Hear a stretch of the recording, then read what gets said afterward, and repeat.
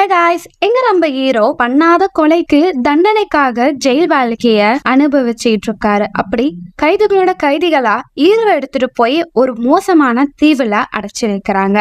அந்த இடத்துல இருந்து யாராவது தப்பிச்சாங்கன்னா அவங்களுக்கு சாவ நிச்சயம். அந்த இடத்துல ஹீரோ ஒருத்தரை மீட் பண்றாரு. அவரோட உதவி மூலியமா அந்த இடத்த விட்டு தப்பிக்கிறாரா இல்லையான்றத ரொம்ப விறுவிறுப்பா சுவாரஸ்யமா எடுத்த படம் தான் பாப்பியான். இது 1973 ரிலீஸ் ஆன படம். இது ஒரு உண்மை சம்பவம். சும்மாங்க டக்குன்னு கதைக்குள்ள போலாம். நீங்க பாத்துருக்குது வாய்ஸ் மூவி ஷோ.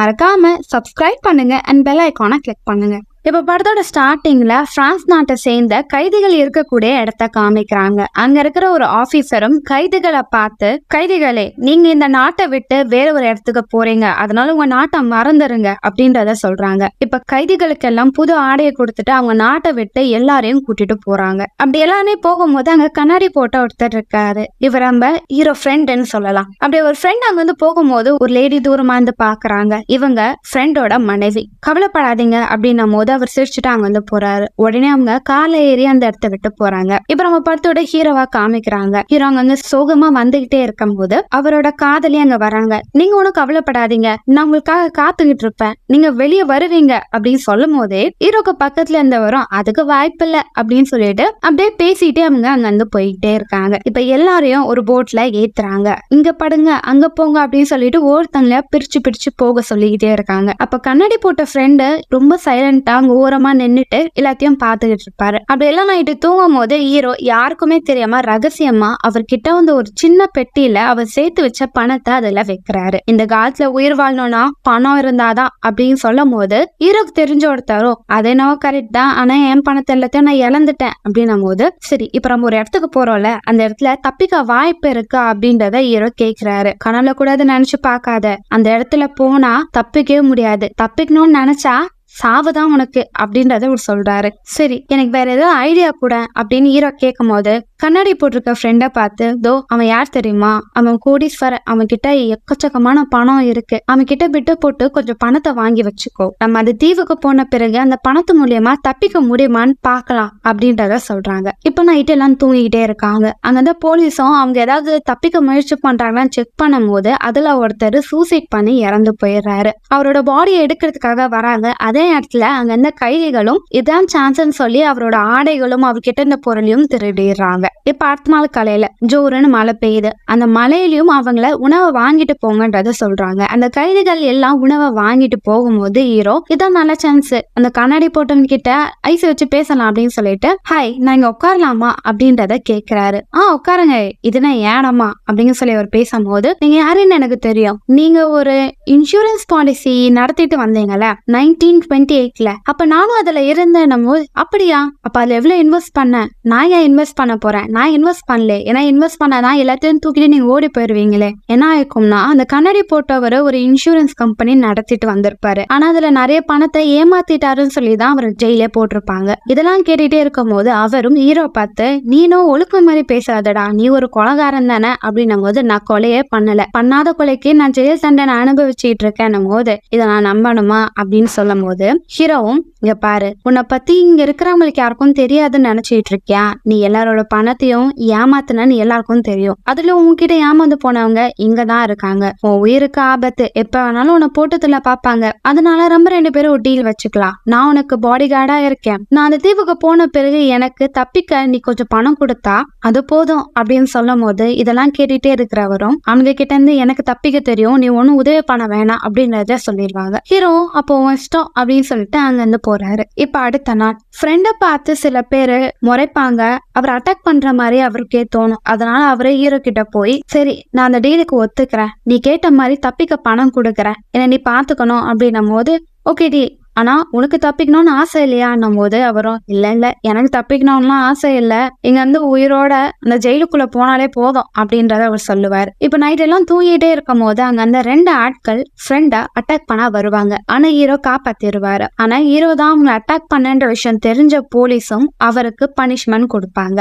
இப்ப ஹீரோ அவரோட ஃப்ரெண்டு கிட்ட, எனக்கு ஒரு போட் அரேஞ்ச் பண்ணி கொடுங்க, இங்க இருந்து நான் தப்பிச்சிருவேன் அப்படின்னும் போது, தயவு செஞ்சு தப்பிக்கணும்னு நினைக்காத, அங்க இருந்து தப்பிக்கவே முடியாது, அது அடியோட மறந்துரு அப்படின்னு சொல்லிட்டு அங்க இருந்து போறாங்க. இப்ப கொஞ்ச நாட்கள் போய்கிட்டே இருக்கும். இப்போ அவங்க ஒரு வழியா அந்த தீவு கிட்ட வராங்க. அங்க 3 தனித்தனி தீவு இருக்கும். அந்த தீவுல இருக்கிற ஒரு ஜெயில தான் இவங்களோட வாழ்க்கைய வாழ போறாங்க. இப்ப அவங்க கடையில பாத்துக்கிட்டு இருக்காங்க. அந்த தீவு அவங்க கண்ணு கிட்ட தெரியுது. ஈரவும் நீச்சல் அடிச்சுட்டே இந்த இடத்த விட்டு தப்பிக்கலாம்ல, அது நடக்காதா அப்படின்னும் போது அங்க இருந்தவரும், இங்க இருக்கிற அலை ரொம்பவும் அழுத்தமா வரும், அதனால உங்களால ஒழுங்கா நீச்சல் அடிக்க முடியாது, பாறைகளை இடிச்சு இறந்து போயிருவீங்க அப்படின்னு சொல்லிட்டு இப்ப ஒருத்தவங்களா அந்த படகை விட்டு கீழே இறங்க சொல்றாங்க. அப்ப அங்க 2 பேரும் கண்ணு வச்சுட்டு நின்றுட்டு இருப்பாங்க. இவங்க எல்லாரையும் பத்தி சிரிப்பாங்க. ஹீரோ கூட இருக்கிறவரும், அவங்க யார் தெரியுமா, வேட்டைக்காரங்களா, ஆமா, இங்க இருந்து தப்பிக்கணும்னு நினைக்கிறவங்களா பார்த்து கொடூரமா ஷூட் பண்ணுவானுங்க. அதனாலதான் சொல்றேன், இங்க இருந்து தப்பிக்கிறது நரகத்தை தொடுற மாதிரி. சரி, இங்க இருந்து தப்பிக்க எனக்கு ஏதாவது ஹெல்ப் பண்ணணும் போது, சரி நான் அதை யோசிக்கிறேன்னு சொல்லிட்டு ஹீரோ கிட்ட இந்த கத்தியை எடுத்து அவரோட கால கிழிச்சுக்கிறாரு. இறங்கும் போது காத்தவரி கீழே விழுந்துடுறாரு. அதனால அவரை ஹாஸ்பிட்டல் கூட்டிட்டு போறாங்க.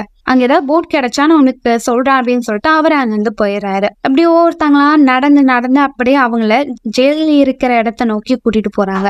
அப்படி இறங்கி போற சில பேர்ல அங்க இருந்து ஒருத்தர் கடலை பாக்குறாரு. கண்ணு முன்னாடி கடல் இருக்கு, படகு இருக்கு, ஏன் நம்மளால தப்பிச்சு போக முடியாதான்னு சொல்லிட்டு தப்பிக்கணும்ன்ற முயற்சியில அவரு தண்ணிக்குள்ள விழுந்து நீச்சல் அடிச்சுட்டு போறாரு. அவரு போறத பார்த்து யாருமே பதட்டப்படல, பிடிக்கணும்னு நினைக்கல. போகட்டும் எவ்வளவு தூரம் போறான் பாக்குறேன் அப்படின்னு சொல்லிட்டு அங்க இருந்த போலீஸ் பார்த்துக்கிட்டே கன் எடுத்தானோட நெத்தி போட்டுல ஷூட் பண்ணி அவரை மர்டர் பண்ணிடுறாங்க. கைதிகளை அந்த ஜெயிலுக்குள்ள கூட்டிட்டு போறாங்க.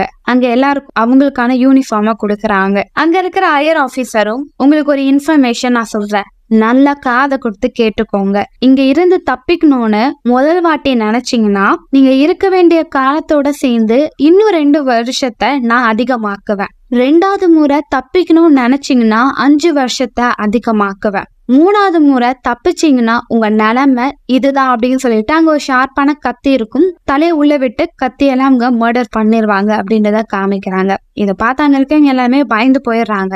இப்ப ஆல்ரெடி அந்த ஜெயில இருந்த ஒருத்தர் ஃப்ரெண்டோட தெரிஞ்சவர். அவரு ஃப்ரெண்டை பார்த்த பிறகு, நீங்க இங்கதான் இருக்கீங்களா, நீங்க எவ்வளவு பிரில்லியண்டான ஆளு, கடைசியில நீங்களும் இங்க வந்துட்டீங்களா அப்படின்னு பேசும்போது, நான் உங்களை தப்பிக்க ஒரு ஐடியா கொடுக்குறேன். இங்க இருக்கிற கைதிகளை வேலைக்காக பக்கத்துல இருக்கிற தீவுக்கு அனுப்புவாங்க. அப்படி நான் எனக்கு தெரிஞ்ச ஒரு மூலியமா உங்களை வேறொரு தீவுக்கு அனுப்பி வைக்க, அங்க உங்களால முடிஞ்சா தப்பிச்சுக்கோங்க அப்படின்னு சொல்லும் போது, அவரோட ஃப்ரெண்டோ இதுக்கு எவ்வளவு செலவாகும் போது கொஞ்சம் பெரிய அமௌண்ட்டே சொல்லுவாரு. அவ்வளவுலாம் என்கிட்ட இல்ல, கொஞ்சம் பார்த்து பண்ணுங்க அப்படின்னு சொல்லும் போது, சரி ஏதோ நீங்க எனக்கு தெரிஞ்சவங்க அதனால இவ்வளவு அமௌண்ட் தாங்க அப்படின்னு. அதே இடத்த அந்த ஜெயில இருந்த ஒரு கைதி 3வது முறையா தப்பிக்க முயற்சி பண்ணனால அவங்க எல்லாரும் முன்னாடியும் அவரை கொலை பண்ணுவாங்க. அதை பார்த்தாங்கன்னா எல்லாம் பயந்து போயிடுவாங்க. இப்ப அடுத்த நாள் அவங்க வேலைக்காக வேற ஒரு தீவுக்கு போகணுன்றனால அதுக்கான ஃபார்மை கொடுப்பாங்க. அப்படி ஃப்ரெண்டுக்கு தெரிஞ்சவரும், இவங்க 2 பேர் தான் நான் சொன்ன ஆளு அப்படின்னு சொல்லிட்டு சொல்லி விட்டுட்டு போயிடுவாங்க. அங்க செக் பண்றவரும், நீங்க தானே அவங்க அப்படின்னு சொல்லிட்டு அவர் பேரை வாசிக்கும் போது அங்க இருந்து ஒரு ஹையர் ஆபீசர் வந்துருவாரு. ஃப்ரெண்டை பார்த்துட்டு, ஓ எனக்கு உங்களை தெரியும், நீங்க தானே அந்த இன்சூரன்ஸ் பாலிசி நடத்திட்டு வந்தீங்க அப்படின்னும் போது, ஆமா உன்னை நம்பி நானும் நிறைய பணத்தை இன்வெஸ்ட் பண்ணேன், எனக்கு நாமத்தை போட்டுட்டு போயிட்ட, அதுக்கு உனக்கு ஒரு பரிசு தரணும்ல, அதனால கிலோ 40 கேம்ல அனுப்புங்க அப்படின்றத சொல்லிடுவாங்க. கிலோ 40யா, அது எந்த இடம் அப்படின்னு பார்த்தா அது ஒரு சதுப்பு நிலம். அந்த இடத்துல மாட்டை அடிக்கிற மாதிரி மனுஷங்கள அடிச்சு வேலை வாங்குவாங்க. அந்த இடத்துல ஹீரோவும் அவரோட ஃப்ரெண்டும் இருப்பாங்க. ரொம்ப கஷ்டப்பட்டு வேலை பார்ப்பாங்க. அந்த இடத்துல ஒரு முதல்ல இருக்கும். அங்க ஆபீசரும் போய் இந்த முதலைய புடிச்சு தூக்கி போடுங்கடான்னும் போது கஷ்டப்பட்டு அதையும் பண்ணுவாங்க. ஹீரோட ஃப்ரெண்டு கொஞ்சம் பயந்த சுபாவம் உள்ளவர். அவரு பயப்படுவாரு. ஆனா ஹீரோ இதை பண்ணலாம் அடிப்பான், அதுக்கு வேலையே பார்க்கலாம் வா அப்படின்னு சொல்லிட்டு அந்த முதலையே பேக் பண்ணி இவங்க கிட்ட கொடுத்துருவாங்க. அப்படி அங்க சாப்பிட்டு தங்கும் போது அங்க ஒரு வயசானவர் இருப்பாரு. அவரு கூட கூட்டிட்டு வந்தவரை கீழே படுக்க வச்சிருப்பாரு. இதனால ஹீரோவும், ஏங்க அவருக்கு சாப்பாடு தரலையானும் போது, அவன் செத்து போயிட்டான், அவன் செத்துட்டான்னு சொன்னா அவனுக்கு சாப்பாடு தர மாட்டாங்க, அந்த சாப்பாடு கிடைச்சா நான் இன்னும் கொஞ்சம் சாப்பிடலாம் தான் அவனை கூட வச்சிருந்தேன் அப்படின்ட்டு, இந்தாங்க எங்கிட்ட நிறைய தான் இருக்குன்னு சொல்லி ஷேர் பண்ணி சாப்பிடுவாங்க. அப்படி அவங்க நைட் தூங்கும் போது அந்த தாத்தா கிட்ட, இங்க இருந்து தப்பிக்க ஏதாவது உதவி கிடைக்குமா அப்படின்னும் போது, இந்த இடத்துக்கு ஒருத்தன் வருவான். அவன் இங்க இருக்கிற பட்டாம்பூச்சி எல்லாம் கலெக்ட் பண்றவன். அவன் கிட்ட பேசுற விதத்துல பேசினா அவன் போட்டை பத்தி ஏதாவது விஷயம் சொல்லுவான். எனக்கும் போட்டு ஓட்ட தெரியும், இன்கேஸ் நீங்க தப்பிக்கிறீங்கன்னா சொல்லுங்க, நான் கூட வந்து உங்களுக்கு ஹெல்ப் பண்றேன் அப்படின்றத அவர் சொல்லுவாரு. இதெல்லாம் கேட்டுட்டே இருக்க ஹீரோட ஃப்ரெண்டும், இவங்க மத்தியில எல்லாம் அந்த உசுரை காப்பாற்ற முடியாது, பேசாம ஹீரோ கூட சேர்ந்து தப்பிச்சிடலான்னு சொல்லி ஹீரோ கிட்ட நானும் கூட வரேன்றத சொல்லுவாரு. பட்டாம்பூச்சி பிடிக்கிற வேலையை பார்ப்பாங்க. ஹீரோ கிட்டயும் ஒரு ஃப்ரெண்டு கிட்டயும் பட்டாம்பூச்சி கிடைக்காது. கடைசியில ஒரு பட்டாம்பூச்சி பிடிச்சிட்டு போய் அங்கிருந்து கிட்ட பட்டாம்பூச்சி கொடுத்துட்டு ஹீரோ டீலிங் பேசுவாரு. நான் உனக்கு 1000 ரூபாய் தரேன், எனக்கு ஒரு போட்டை கூட. நம்ம போது 1000 ரூபாவா? போலீஸ் அப்படின்னு கத்துவாரு. 2000 ரூபாய் கொடுக்குறேன், எனக்கு அந்த போட்டை கொடு. இன்னும் வேணும்னா கூட பணத்தை கொடுக்குறேன், என்ன தயவு செஞ்சு இங்க இருந்து தப்பிக்கவே. நம்ம போது போலீஸ் வருவாரு. இல்ல நாங்க சும்மா இங்க பேசிட்டு இருக்கோம், நீங்க போங்கன்னு சொல்லிட்டு, சரி நாளைக்கு மரத்துக்கிட்ட வா, நான் உனக்கு அந்த போட்டை கொடுக்குறேன், ஆனா அந்த விஷயத்த பத்தி யார்கிட்டயும் சொல்லக்கூடாது அப்படின்னு ஒரு டீலிங்க வச்சுப்பாங்க. இப்ப அடுத்த நாள் வேலை பார்த்துட்டே இருக்கும் போது அங்க இருந்து ஆபீசர் ஹீரோவையும் அவரோட ஃப்ரெண்டையும் இவன் இறந்து போயிட்டான், இவன் நாங்க தூக்கி போடுங்கடா அப்படின்னு சொல்லும் போது ஹீரோ வந்து பாடியை எடுக்கிறாங்க. பார்த்தா ஆரம்பத்துல படையில இருந்து இறங்கும் போது ஹீரோக்கு ஹெல்ப் பண்றேன்னு சொன்னவர் தான் அங்கே இறந்து போயிருப்பாரு. அதை பார்த்த ஹீரோட ஃப்ரெண்டுக்கு ஒரு மாதிரி வாமிட் பண்ண ஆரம்பிப்பாரு. இதை பார்த்து அங்க இருந்து போலீஸோ அவரை போட்டு அடிக்கும் போது ஹீரோ காப்பாத்த போவாரு. ஆனா ஹீரோ தெரியாம அவரை போட்டு அடிச்சிருவாரு. இதனால போலீஸ் எல்லாம் சேர்ந்து ஹீரோவை அட்டாக் பண்ணுவாங்க. அதனால பயந்து போன ஹீரோ தண்ணியில குதிச்சு அங்கிருந்து மறைஞ்சு போயிருவாங்க. நைட்டு ஃபுல்லா எல்லாம் தேடுவாங்க, ஹீரோ கிடைக்கவே மாட்டாரு. ஹீரோட ஃப்ரெண்டு கிட்ட அந்த தாத்தாவும், பத்தியா அவன் ஃப்ரெண்டு உன்னை விட்டுட்டா எஸ்கேப் ஆயிட்டான் அப்படின்னும் போது, அவன் தப்பிச்சிருந்தா நல்லதுதான், ஏன்னா என்ன காப்பாத்தம் தான் இந்த பிரச்சனையில மாட்டிக்கிட்டான் அப்படின்றத அவரும் சொல்லுவாரு. இங்க நைட்ல ஹீரோ அந்த மரத்துக்கிட்ட வருவாரு. போட்டு எங்க அப்படின்றத அந்த பட்டாம்பூச்சி பிடிக்கிறவர்கிட்ட கேட்பாரு. அவர் சிரிச்சுக்கிட்டே பின்னாடி பாரு அப்படின்னு சொல்லும் போது அந்த வேட்டையாரவங்க 2 பேர் வந்து ஹீரோவை பிடிச்சிருவாங்க. நம்பிக்கை துரோகி அப்படின்னு ஹீரோ சொல்லுவாரு. போடா போ, உன்ன மாதிரி எவ்வளவு பேரை நான் பாத்திருக்கேன் அப்படின்றத அந்த பட்டாம்பூச்சி பிடிக்கிறவரும் சொல்லுவாரு. இப்ப ஹீரோவை வேற ஒரு ஜெயிலுக்கு கூட்டிட்டு போறாங்க. அங்க இருந்து ஆபீசரும், நீ முதல் வாட்டி தப்பிக்க முயற்சி பண்ணனால நீ இருக்க வேண்டிய ஆண்டோட சேர்த்து 2 வருஷத்தை நான் அதிகமாக்குறேன், நீ இங்கேதான் இருக்கணும், வாயை திறக்கவே கூடாது அப்படின்னு சொல்லிட்டு அந்த ஜெயில தூக்கி போட்டுறாங்க. அந்த இடத்துல உணவு ரொம்ப மட்டமா இருக்கும். ஹீரோக்கு வேற வழியில உயிர் வாழணும்னா இதை சாப்பிட்டுட்டு தான் இருக்கணும்னு சொல்லிட்டு அட்ஜஸ்ட் பண்ணிப்பாரு. அப்படி திடீர்னு ஒரு நாள் கதவு தட்டுவாங்க. தலையை மட்டும் வெளியே விடுவாரு. பார்த்தா அவங்க எல்லாம் உள்ளே இருக்கிறனால முடி வளர்ந்துருக்கும், அதை கட் பண்றதுக்காக சில ஆட்கள் வருவாங்க. அப்ப பக்கத்துல ஒரு வயசானவர் இருப்பாரு. அவர் ஹீரோ கிட்ட, நான் எப்படி இருக்கேன்ப்பா, நான் அழகாதான் இருக்கேன்னு தெரியுது, ஆனா ஒரு தடவை கேட்டுக்கிறேன் போது நீங்க நல்லாதான் இருக்கீங்க தாத்தா அப்படின்றத சொல்லுவாங்க. இப்ப நாட்கள் ஜெயில அப்படியே போயிட்டே இருக்கும். ஒரு நாள் ஹீரோ உணவுல கை வைக்கிறாரு. பார்த்தா அதுல ஒரு ஃப்ரெஷ்ஷா தேங்காய் இருக்கும், ஒரு சின்ன பேப்பரும் இருக்கும். அதுல ஹீரோட ஃப்ரெண்டு தான், நீ உணவு சாப்பிட்டு கஷ்டப்படுறேன்னு தெரியுது, அதனால என்னால இதெல்லாம் கொடுக்க முடியும் அப்படின்னு எழுதியிருக்கும். தினமும் ஹீரோக்கு வர தண்ணியில எல்லாம் தேங்காய் இருக்கும். ஹீரோவும் அதை ரகசியமா சாப்பிட்டுக்கிட்டு இருப்பாரு. இப்ப ஹீரோ கிட்ட இந்த தேங்காய் வர விஷயத்த அங்க அந்த ஆபீசருக்கு தெரிஞ்சிருது. ஹீரோவை போட்டு அடிச்சு யார் இதை கொடுத்தா அவங்க பேரை சொல்லு அப்படின்றத கேட்பாங்க. ஆனா ஹீரோவும் அதை சொல்லவே மாட்டாரு. நீ இவ்வளவு முரண்டு குடிக்கிறியா, உனக்கு எப்படி ட்ரீட்மெண்ட் தரணும்னு எனக்கு தெரியும் சொல்லிட்டு ஹீரோவை ஒரு இருட்டான அறையில போட்டு மூடி வச்சிடறாங்க.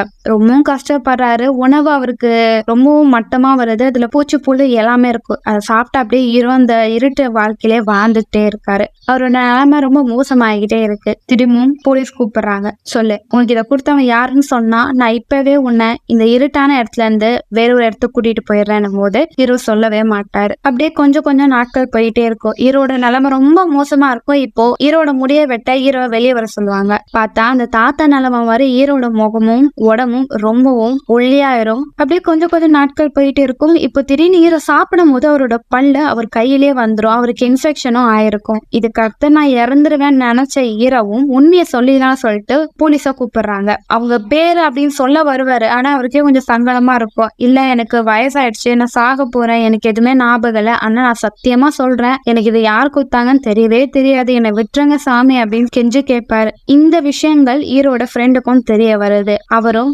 இவ்வளவு பிரச்சனையிலும் ஹீரோ தான் பேரை சொல்லலையே அப்படின்னு சொல்லிட்டு ஒரு பக்கம் சந்தோஷப்பட்டாலும் ஹீரோட வாழ்க்கை மோசமா இருக்குன்றத நினைச்சு கவலைப்படுறாரு. கொஞ்ச நாள் கழிச்சு ஹீரோ இருக்கிற அந்த இடத்தோட கதவை திறக்கிறாங்க. ஹீரோட நிலைமையா அந்த போலீஸ் பாக்குறாங்க. அவன் சாகிற நிலைமையில இருக்கா, அதனால அவனை வேற இடத்துக்கு கூட்டிட்டு போயிருங்க அப்படின்றத சொல்றாங்க. ஹீரோவை வெளியே வர சொல்றாங்க. ஹீரோக்கு ரொம்ப சந்தோஷம். ஆனா அவரால் நடக்க முடியல. அப்படியே கீழே மயக்கம் போட்டு விழுந்துடுறாங்க. இப்போ ஹீரோட ஃப்ரெண்டு இருக்கிற அந்த இடத்துக்கு தான் ஹீரோவை கூட்டிட்டு வராங்க. இதை பார்த்து அவர் ரொம்ப சந்தோஷப்படுறாரு.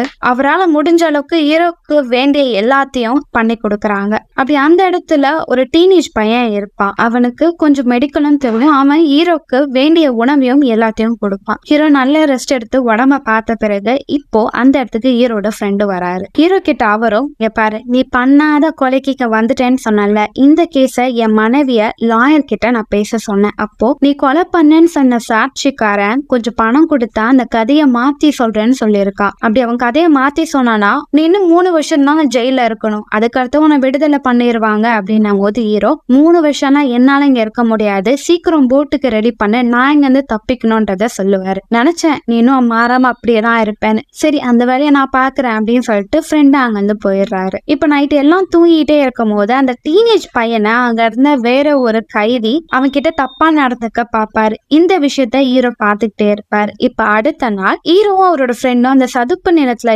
இருக்கும் போது அங்க ஒரு தாத்தாவை மீட் பண்ணிருப்பாங்க. அந்த தாத்தா இங்கதான் இருப்பாரு. அவரு நீ போட்டை எடுத்து தப்பிக்கணும்னு நினைக்கிறால, உன் ஃப்ரெண்ட் என்கிட்ட ஒரு விஷயத்த சொன்னான், இங்க ஒரு டாக்டர் இருக்காராம், அவரு பணத்தை கொடுத்தா போட் ரெடி பண்ணி தரேன்னாரு, அவர்கிட்ட டீல் வச்சுக்கோ, போட்டை வாங்கின பிறகு சொல்லு, நம்ம 2 பேரும் பிளான் பண்ணி இங்க இருந்து போயிடலாம் அப்படின்றத சொல்றாங்க.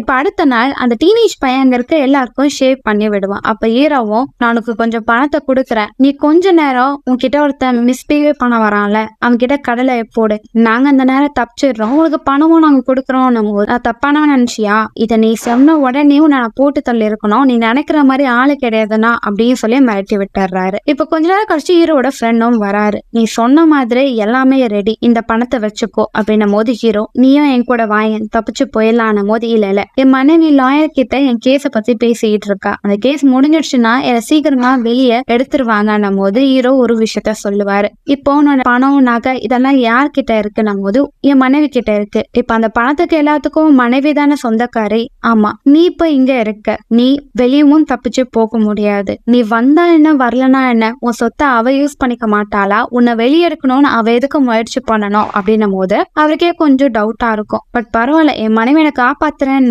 அதனால நான் அவளை நம்புறேன் அப்படின்றத சொல்லுவாரு. நீ மொட்டாளா இருக்கணும்னு நினைச்சேன்னா இருந்துட்டு போ, நான் இங்க இருந்து தப்பிக்க போறேன் அப்படின்றத ஹீரோ சொல்லுவாரு. இப்ப நைட்டு இந்த டீனேஜ் பையன் ஹீரோ கிட்ட வருவாரு. நீ சொன்ன மாதிரியே நான் பண்றேன், ஆனா நீ தப்பிக்கும் போது உன் கூட நானும் வருவேன், என்னையும் நீ தப்பிக்க வைக்கணும் அப்படின்னும் போது முடியாதுன்றத ஹீரோ சொல்லுவாரு. சரி நீ தப்பிச்சு போ, ஆனா உன்னை போட்டு கொடுக்க முதலால நான் நிப்பேன் போது ஹீரோ யோசிக்கிறாரு. சரி ஓகே, உன்னையும் நான் தப்பிக்க வைக்கிறேன் அப்படின்றத இவங்க பேசிப்பாங்க. இப்ப ஹீரோ அந்த டாக்டரை பாக்குறாங்க. இது மாதிரி நான் பணத்தை கொடுக்குறேன், எனக்கு அந்த போட் தருவீங்களான்னும் போது நான் உனக்கு போட் தரேன், ஆனா நான் கேட்ட அமௌண்ட்டை நீ கொடுக்கணும் போது ஹீரோ நான் நீ கேட்கிற பணத்தை கொடுக்குறேன், ஆனா நீ என்னை ஏமாத்தணும்னு நினைச்சேன்னு வச்சுக்கோயேன், நான் தேடி வந்து உன்னை கொலை பண்ணுவேன்னும் போது நான் சொன்ன வாக்கா மீற மாட்டேன், நீ சொன்ன மாதிரியே பணத்தை கூட நான் போட்டு தரேன் அப்படின்றத அங்க இருக்கிற டாக்டர் சொல்லுவாரு. நைட்ல அந்த ஜெயில ஒரு விழா போயிட்டு இருக்கும். அங்க இருக்கிற போலீஸ் எல்லாருமே அங்க ஒரு படத்தை பார்த்துக்கிட்டு இருப்பாங்க. அவங்களுக்கு ட்ரீட் வைக்கிற மாதிரி ஃப்ரெண்டும் எல்லாருக்கும் கூல்ட்ரிங்க்ஸ் தான் கொடுத்துட்டு இருப்பாங்க. இதான் நல்ல சான்ஸ் சொல்லி ஹீரோவும் அந்த தாத்தா அந்த டீனேஜ் பையன் சொன்ன மாதிரி அங்க வர கைதியை அடிச்சுட்டு அவன் ட்ரெஸ்ஸை போட்டுட்டு வெளியே தப்பிக்கிறாங்க. அப்படி ஹீரோவும் அந்த சின்ன பையனும் அந்த செவுத்தை தாண்டி போயிடறாங்க. அந்த நேரத்துல தாத்தா வரும்போது அங்க இருந்த போலீஸ் பாத்துறாங்க.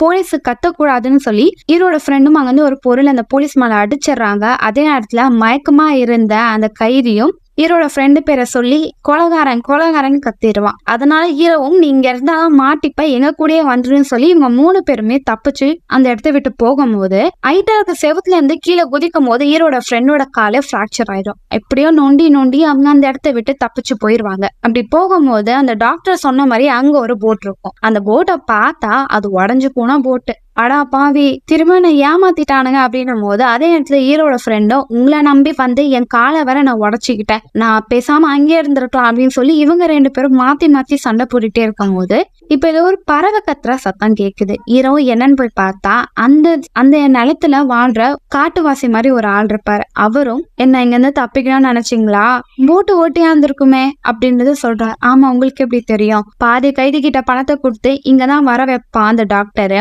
கடைசியில அவங்கள மர்டர் பண்ணிடுவான், இங்க பாருங்க அப்படின்னு சொல்லிட்டு அந்த வேட்டைக்காரங்களோட உடல் இருக்கும். இவங்க நீங்க வருவேன் உன்னை போட்டு தரலாம் தான் ரெடியா இருந்தாங்க, ஆனா அதுக்கு முன்னாடி அவங்க ஜோலிய நான் முடிச்சுட்டேன், இப்ப உங்ககிட்ட போட்டும் இல்ல பணமும் இல்ல, எப்படி தப்பிப்பீங்க, சரி நான் உங்களுக்கு ஹெல்ப் பண்றேன், இங்க பக்கத்துல ஒரு காலனி இருக்கு, அந்த இடத்துக்கு போங்க, கடல் கொள்ளையர்கள் இருப்பாங்க, அவங்க திருட்டு பசங்க தான், ஆனாலும் நல்லா உள்ள இருக்கிறவங்க, அவங்க கிட்ட உதவின்னு கேளுங்க, உங்களுக்கு ஹெல்ப் பண்ணுவாங்க அப்படின்றத சொல்றாங்க. இப்ப இவங்களுக்கு வேற வழி இல்ல, அவங்கள தேடிதான் போகணும்னு சொல்லிட்டு ஹீரோ மத்த ஆட்கள் எல்லாம் போவாங்க. ஆனா ஒரு விஷயத்தாங்க சொல்லுவாங்க, அங்க இருக்கிற ஆட்களுக்கு லெப்ரசி அப்படின்ற ஒரு டிசீஸ் இருக்கு, அதனால அவங்கள தொட்டா அந்த டிசீஸ் அவங்களுக்கும் பரவிடும்ன்றது அவங்களோட மித்து. அதனால ஹீரோவும் அவங்க ஃப்ரெண்டும் பயந்துட்டே போவாங்க. அங்க அந்த ஆட்கள் இருப்பாங்க. அதுல தலைவன்றவருக்கு அந்த அந்த நோய் இருக்கும். அவரை சிகரெட் பிடிச்சிட்டு இருப்பாரு. அது ஹீரோ கிட்ட கொடுத்து புடி அப்படின்னு சொல்லுவாரு. ஆனா ஹீரோக்கு எந்த ஒரு தயக்கமும் இல்லாம அதை அவர் பிடிப்பாரு. பரவாயில்ல, என்கிட்ட அந்த நோய் இருக்குன்னு தெரிஞ்சும் நீ இப்படி இருக்க, அதனால நான் உனக்கு ஹெல்ப் பண்ணேன்னு சொல்லிட்டு ஹீரோக்கு பணம், படகு எல்லாத்தையும் கொடுத்துட்டு நீங்க பத்திரமா போய் சேருங்கன்றத சொல்லுவாங்க. உங்களுக்கு இந்த வியாதி இருந்தாலும் உங்க மனசு ரொம்பவும் பெரிய மனசுன்னு சொல்லி ஹீரோ போறதுக்கு முன்னாடி அவருக்கு ஷேக் ஹேண்ட் பண்ணிட்டு போவாரு. அப்படி அந்த படகுல போவாங்க. அங்க மழை, புயல் எல்லாத்தையும் தாண்டி போகும்போது ஹீரோட ஃப்ரெண்டோட கால் செப்டிக் ஆயிரும். ஆனாலும் எப்படியோ கஷ்டப்பட்டு ஹீரோட ஃப்ரெண்டோட காலை சரி பண்ணி அவங்க வேற ஒரு தீவுக்கு போயிடுறாங்க. ஆனா அந்த தீவுல இறங்கின உடனே அந்த தீவுல இந்த போலீஸ் ஆட்கள் ஹீரோவே அவங்க ஃப்ரெண்டையும் பாத்துடுறாங்க. ஹீரோ அவங்க கிட்ட இருந்து தப்பிக்கிறதுக்காக வேகமா ஓட ஆரம்பிப்பாரு. அப்படி ஓடும் போது அந்த தீவுல வேற ஒரு ஆளை போலீஸ் கட்டி போட்டு வச்சிருப்பாங்க. அவரை காப்பாத்தும் போது அவரு என் கூட வா, நீ தப்பிக்க நான் உதவி பண்றேன் அப்படின்னு சொல்லிட்டு அந்த தீவுல வேகமா ஓடிக்கிட்டே இருப்பாங்க. அதே நேரத்துல போலீஸ் என்ன பண்ணுவாங்கன்னா அந்த தீவை பிறப்பிடமா கொண்ட மக்கள் இருப்பாங்க. அவங்களுக்கு அந்த இடத்துல இருக்க எல்லா விஷயமும் தெரியும். அவங்கள 2 பேரை இறக்கி விட்டுருவாங்க. அவங்க ஹீரோவும் அங்க இருக்கிற ஓடும் போது அந்த எல்லா வழியிலும் டிராப் வச்சிருவாங்க. அப்படி டிராப் வைக்கும் போது ஹீரோ கூட ஓடி வரவரு அங்க அந்த டிராப்ல மாட்டி இறந்துருவாரு. ஹீரோவும் தப்பிக்கும் போது அவரோட நெஞ்சிலையும் அம்ப விட்டுருவாங்க. ஹீரோ மேல இருந்த பள்ளத்துல இருந்து கீழே விழுந்துருவாரு. கண்ணை திறந்து பார்த்தா அங்க இருந்த பழங்குடியினரோட ஹீரோ இருப்பாரு. அவங்கதான் ஹீரோவை காப்பாத்திருப்பாங்க. அவங்க அங்க இருக்கிற மீன், முட்டை எல்லாத்தையும் வித்து அந்த பணத்து மூலியமா வாழ்ந்துகிட்டு இருக்கிறாங்க. ஆனா அவங்க ஒரு விஷயத்த சொன்னாங்கன்னா அதுல ரொம்ப கரரா இருப்பாங்க. அப்படி அங்க முத்து வாங்க வந்தவர் இவங்களை ஏமாத்த முயற்சி பண்றத தெரிஞ்சு அவரையே அவங்க மர்டர் பண்ணிடுவாங்க. இப்ப ஹீரோவை அந்த பழங்குடியினரோட தலைவர் கூப்பிடுவாரு. ஹீரோவோட நெஞ்சில பட்டாம்பூச்சியோட டாட்டூ இருக்கும். அது அப்படியே எனக்கு நீ போடணும்ன்றத சொல்லுவாங்க. ஹீரோக்கு டாட்டூ போட தெரியாது. தப்பா போச்சுன்னா ஹீரோவை இவங்க மறுகையா பண்ணிருவாங்க. அதனால ஹீரோவும் பார்த்து அந்த டாட்டூவை போடுவாங்க. காலையில ஆரம்பிச்சவரு நைட்டு வரைக்கும் போட்டுட்டே இருப்பாரு. கடைசியில அந்த டாட்டூ நல்லா போட்டு வர, அதனால அவங்க ஹீரோவை ஒண்ணுமே பண்ண மாட்டாங்க. அப்படியே எல்லாம் தூங்கிடுவாங்க. அடுத்த நாள் காலையில ஹீரோ எழுந்துப்பாரு. எழுந்து பார்த்தாங்க மக்களே இருக்க மாட்டாங்க. அவங்க வேற ஒரு இடத்துக்கு போயிருவாங்க. ஆனா அவங்க போறதுக்கு முன்னாடி ஒரு பையில நிறைய முத்துக்களை வச்சுட்டு போயிருவாங்க. அந்த முத்தை எடுத்த ஹீரோ வேற ஒரு இடத்துக்கு போகணும்னு சொல்லிட்டு வண்டியில போயிட்டு இருப்பாரு. அப்படி போகும்போது அங்க சிஸ்டர்ஸ் இருப்பாங்க. அவங்க ஒரு பில்டிங்ல தங்கிட்டு இருப்பாங்க. அவங்க கிட்ட போன ஹீரோவும் என்கிட்ட இருக்கிற முத்துக்களை உங்களுக்கு தரேன், நான் இங்க தங்குறதுக்கு எனக்கு அனுமதி தாங்க அப்படின்றத கேட்பாரு. நீங்க எங்க இருந்து வரீங்கன்னும் போது ஹீரோ ஒத்துப்பாரு. நான் ஜெயில இருந்து தான் வரேன், ஆனா நான் யாரையும் கொலை பண்ணலன்னும் போது உன்னை எப்படி நம்புறது? நாங்க எல்லாம் தூங்கிட்டே இருக்கும் போது இங்க அந்த பொருள் எல்லாத்தையும் நீ திருடிட்டு போயிட்டேன்னா என்ன பண்றதுன்னும் போது ஹீரோ அவர்கிட்ட இந்த மொத்த முத்துக்களையும் கொடுத்துட்டு இதை நீங்க வச்சுக்கோங்க, நான் காலையில எழுந்து இங்க வந்து போகும்போது என்கிட்ட கொடுங்க அப்படின்றத சொல்லுவாங்க. அவங்களும் ஒத்துப்பாங்க. ஹீரோ நல்லா தூங்கிட்டே இருக்கும் போது சத்தம் கேட்கும். எழுந்து பார்த்தா அங்க இருந்து அந்த சிஸ்டரும் போலீஸ் கிட்ட சொல்லிடுவாங்க. போலீஸ் அவரை தரத்தனு இழுத்துட்டு போயிருவாங்க. ஹீரோவும் நம்பிக்கை துரோகினும் போது நீ தான் தப்பு பண்ணல, அப்ப எதுக்கு போலீஸை பார்த்து பயப்படுற, அப்படி தப்பு பண்ணிருக்க தானே அப்படின்றத அவங்க சொல்லுவாங்க. இப்ப ஹீரோவை திரும்ப சிறையில அடைச்சிருவாங்க. ரொம்ப வருஷங்கள் கழிச்சு ஹீரோவை வெளியே விடுறாங்க. வயசாகி போயிருப்பாரு ஹீரோ. அவர் வெளியே வரும்போது ஹீரோ கூட ஒரு இளம் பையனும் இருப்பாங்க.